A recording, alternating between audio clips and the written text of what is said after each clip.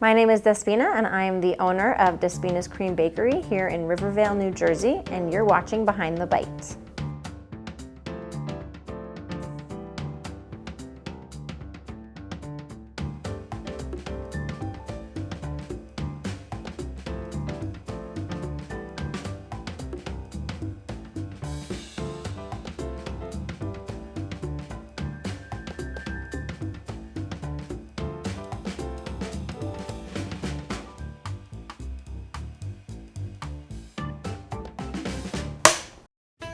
We opened up this location March of 2023.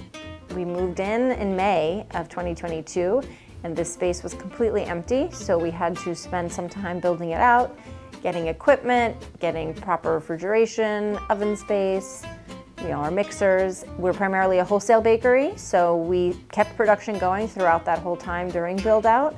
We provide baked goods to local coffee shops, restaurants, catering companies, meal prep companies. So that's our main business, but the retail shop was a new venture once we found this space. We weren't able to do it before, so we were very excited when this space came upon us.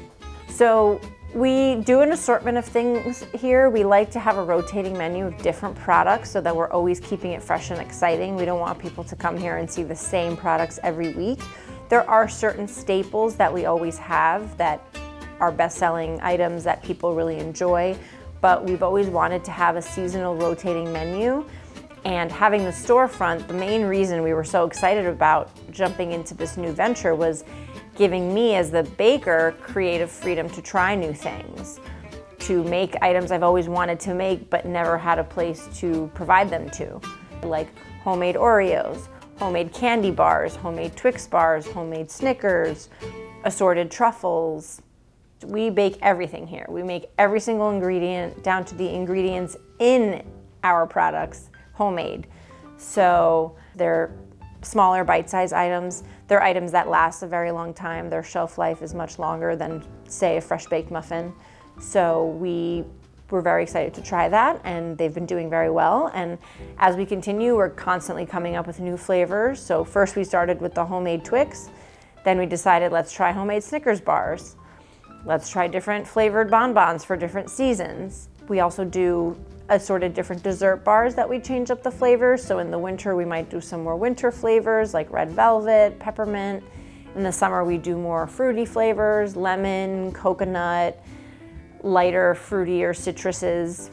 In terms of our fresh baked morning pastries, we also like to change those up. We do assorted muffin flavors, crumb cakes, scones, cookies, all kinds of different products that, fit the season.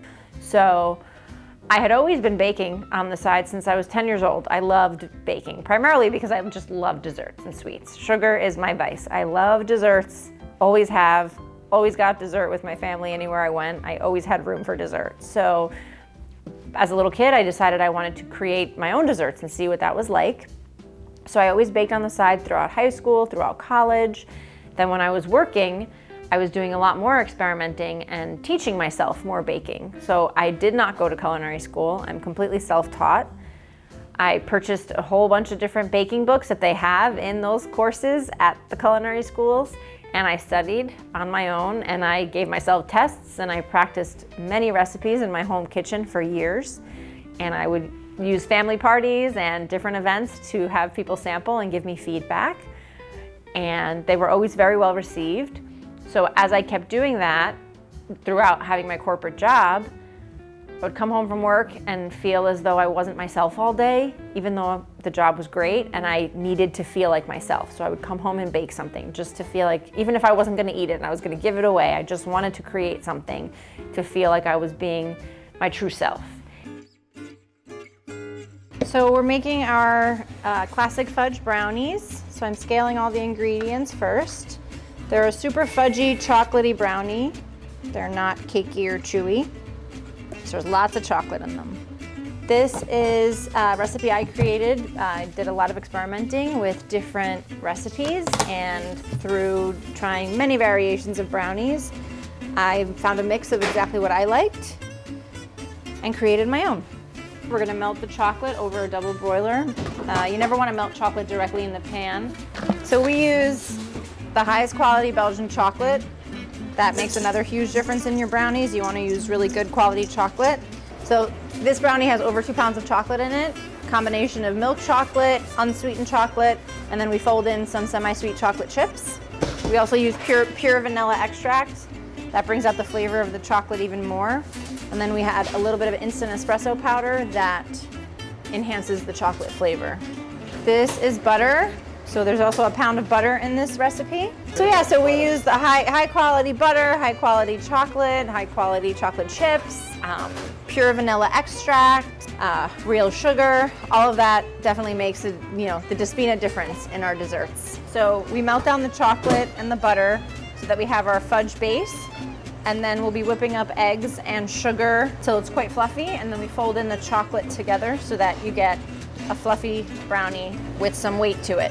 So as you can see, after whipping it for quite a while on the highest speed, it's gotten much lighter in color. That helps us with rise in the brownies. So when we pour it in, we're gonna pour it in very, very slowly so that it tempers the eggs and you're not cooking the eggs as you incorporate the chocolate. So now that our egg mixture is ready, we're gonna very slowly pour the chocolate in and just fold the chocolate in so that we don't deflate the eggs that we just whipped up. So now that it's fully incorporated, we're gonna let it cool for a little while because we don't want the chocolate chips to melt when we pour them in after the flour mixture. Then we'll fold in our flour and chocolate chips, which is our last step before we transfer the batter to the pan. All right, so our brownies baked for 25 minutes and they're all done, and this is the final product. My brother was the one who said, why don't we try to make this a business? I think we can do it and I can help you. And I know it's scary, but you're not gonna do it alone. We'll all do it together.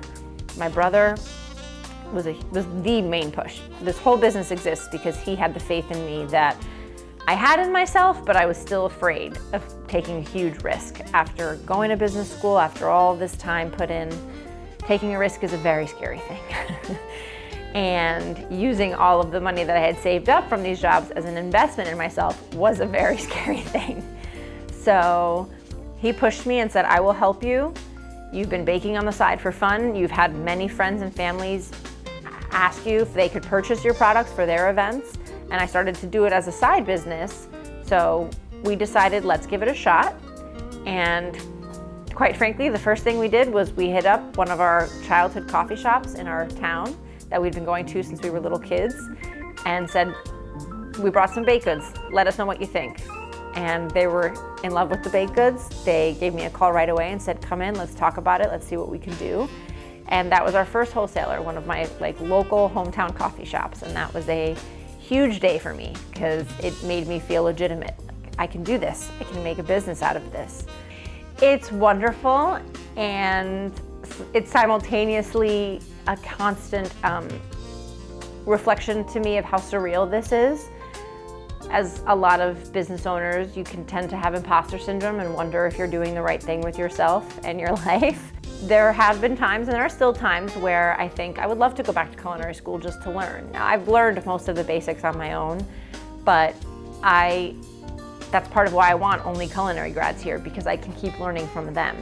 And that makes them feel wonderful that they're teaching me something, because I really believe when it comes to a kitchen environment, most work environments, but especially a kitchen, it has to be a team effort, and you have to feel like you're all equally valued. We are a women-owned and all-female operated production, something that's always been very important to me. The food industry is still highly male-dominated, and I think it's important that everyone sees that all kinds of people can create delicious food. It started out with just a few bakers, and as we kept growing, I just found myself being drawn to more of the female bakers that I was meeting, and I wanted to create a space where not only those working here, but also customers can see that we're all female-owned and operated.